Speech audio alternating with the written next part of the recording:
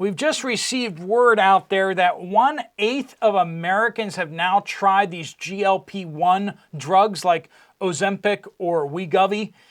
And that is just so endemic of the United States as a whole, where we think that pills are going to solve everything. We don't want to do the hard work. We just want a pill. We just want something to make things go away. We're going to talk about that today because we got a whole bunch of ways in which the United States and the people of the United States are looking at some kind of pill, some kind of thing that's going to make away, some politician that's going to make all of our problems disappear. We don't want to do the hard work. We want just something to make us feel better and to make the problems go away. Let's talk about it. Welcome to the Poplar Report. I'm Steve Poplar. I'm an accountant by trade, and we talk about things here on the channel that you won't hear out in the mainstream media, and they won't do deep dives on topics such as this at all either. Let's talk about it. So you've probably heard about Wegovy or Ozempic and these GLP-1, these weight loss drugs. They're really diabetic drugs that are being used for weight loss. And we keep seeing that they have some side effects, and we see that some people are having some pretty bad reactions to them. But now we're seeing the numbers are 1/8 of Americans.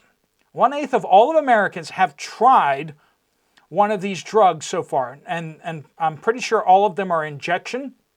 So you have a lot of people out there saying, I'm not going to take that. But then they line up to get these other things.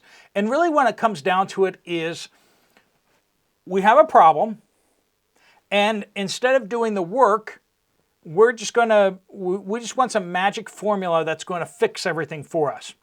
Now, I'm speaking as someone who has too much weight, and there's reasons for that, because I haven't put the hard work into it. A lot of people don't realize how much work happens on YouTube, and since jumping on YouTube full-time, I've gained weight. And before that, working in accounting and sitting at a desk and working on computers is not good for one's health, for sure. And I haven't put the time into it, that's for sure. And believe me, I'm getting ready to do that for going forward. But it is right now. Yeah, it's a little past 1 a.m. this morning as I'm getting this video buttoned up, as well as other videos, because it's long days of a lot of hours that go into researching, preparation for videos, shooting videos, getting them all lined up for everything. It's a lot of work. And so for folks that post multiple times a day on channels, you don't understand how much work goes into it. It's a lot of work, and especially people who edit stuff and everything like that. Kudos to them. But, we make intentional choices, right? And we have to live with the consequences of those choices. As I have said before, I'd rather be out of shape than dumb. It's better to be to know and to have knowledge. You can gather you can get in shape faster than you can gather knowledge and insight and wisdom, right? It takes a lot more effort to get our heads straight than it is to get our body straight. You can get your body in shape relatively quickly with concerted effort over a short period of time, and that's just the truth. And not to say that it's easy, and a lot of us, have not put that effort in as of yet. But the idea that we should just do a pill or do an injection, and then that should fix everything. 6% currently of Americans are now currently on one of these drugs. That's about 15 million Americans. And does that fix everything? No, it doesn't. It's supposed to help you. It's supposed to help along that way that you eat less or whatever. But that's $1,000 to $1,500 per month. Back in the day, I keep thinking whenever I start talking about wages or whatever like that, I always go to $10 an hour, because back when I was working, that's what it was like. I worked for $10 an hour as recently as like 2012, 2013 or something like that. I remember working at a call center for about $10 an hour. I worked for for a television station. Well, it's like a captioning service for stations. That was about $10 an hour there. So that's easy math. $10 an hour, 40 hours a week, $400 a week, right? That's about $1,600 a month. And then you start thinking about like these WeGovy things being about $1,500 a month. That's like what used to be full-time wages. Now I think that most people are getting more like $15 to $20 an hour. I think they even, if you're starting at McDonald's or Walmart or something like that, you're starting more in the $15 an hour range or something like that, right? That's where a lot of people are. So that's not a full month's salary, but it's a big chunk of a month's salary, isn't it? That's a lot of money that Americans are spending, and there's big money in this. Big money for politicians to say, just vote for me, and I'll make everything all right. I'm going to fix everything. But we've seen that before where politicians don't fix everything, right? Even well-intentioned politicians that we like and agree with and everything like that, they are not able to fix everything because the deep state is too deep, right? We have politicians that can't fix everything. That they can't be the pill or the easy solution. We have these ideas of when we see conflicts overseas, over in Ukraine or Israel, just pass this arms package and everything will be solved. How many arms packages ago did we hear that? And each arms package that happens again is this one will be the one that solves the problem. See, real problems require real solutions and hard work, right? I think that we all understand that intuitively, and my audience here, if you're watching this video, you probably understand this better than most.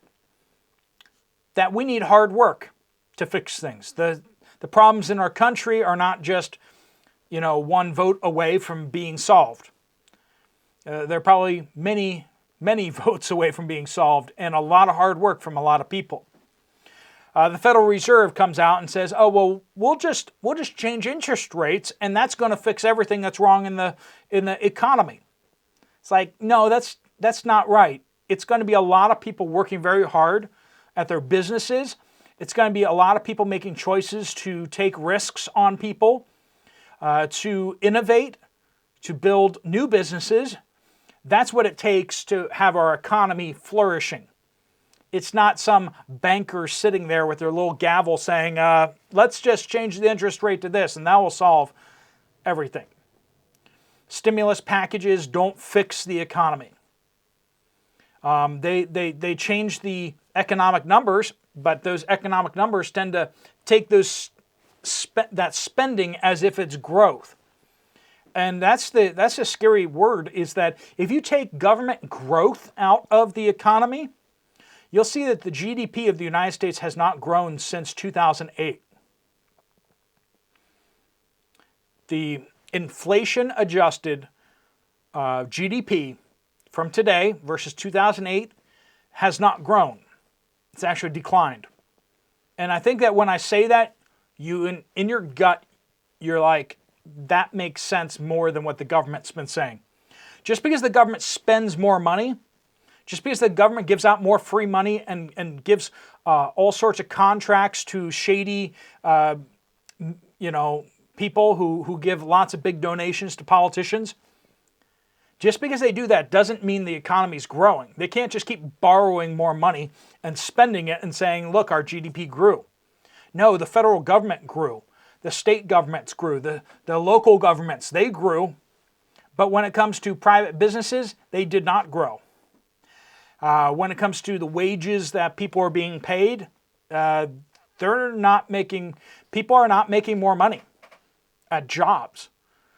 It costs more to buy houses, but yet you make the same amount of money-ish when it comes to your jobs. You look at how many months it takes to purchase a house, or how many months of wages it takes to purchase a car, and you see all these things are moving in the wrong direction. The United States economy hasn't been growing. It hasn't been getting better for people, even though the stock market has continued to go up. But you know what's beat out the stock market? the price of gold. You go back to like the 1960s, the 1950s, and you can just chart it and just say that if you had invested your money into gold back in the day versus how much the stock market's gone up, you'd actually be looking at a better return on your investment with gold. Or at least it's pretty close. And that's insane when you think about it. A business should not be in any way, shape, or form comparable to a rock, a precious metals rock. And yet that's what we've seen in the economy over decades and decades, is that we've had this stagnation covered over and papered over with a lie that if we just pass a stimulus package, if we just change interest rates, if we let the bankers run things, they're going to make things better for all of us. And we keep saying, oh, okay, well then, yeah, give us free money. Make things better. Give us another stimulus check. Stimulus checks do not fix economic problems. And the stimulus checks we've been getting recently of people's student loans getting written off or forgiven, as they say. That is just insanity. We look at these free money handouts, the basic income schemes out there. Every single one of them fails. It doesn't work. It doesn't stimulate the economy. It just gives out free money, and it's like throwing money down a deep, dark hole. And without changes in lifestyle, these Wegovy drugs and Ozempic and all these other things, they go down a deep hole too. I mean, they don't fix anything. Without lifestyle changes, and what are all the side effects? I mean, we're being told they're safe, but where have we been told something was safe before, and finally we're starting to hear, oh, there were side effects. Oh, actually people got injured by that. People got, all sorts of people of age groups that shouldn't be having heart attacks, all that kind of stuff like that, are having those issues now. Athletes who are not making it even to the hospital. What's up with all that? That is statistically an aberration. We're seeing that we were fed a bill of lies. That we have this big problem that's spreading around the world, and if you just get what you need to get what you're told, then everything will be fixed. And we're at iteration 8 now. And if you haven't gotten then you're the problem, clearly. You just want other people to die. These overly simplistic solutions to world problems, economic problems, health problems, are just one lie after the next. Hey, we all need to get some work done, right? We all need to suck it up and do what we need to do. No excuses. And when it comes down to it, that's what's going to take. Hardworking people, taking concerted effort, smart effort for sure, maybe getting some help from some tools out there, but also having a healthy dose of skepticism to any kind of pill, poke, stimulus package, or whatever else that we're being told is just do this one simple thing and it's going to fix everything. I know I'm one of those people that does that too, where every time I see a YouTube video, it's like, try this one simple thing and it will transform your life. And, it's like, walk so many steps or stand up or do this breathing exercise or, it's all this kind of hacks. I mean, it's always interesting. And I wonder which one they're trying to promote today. And, maybe there's some benefit to those things. But is that one trick really going to change your entire life? Probably not.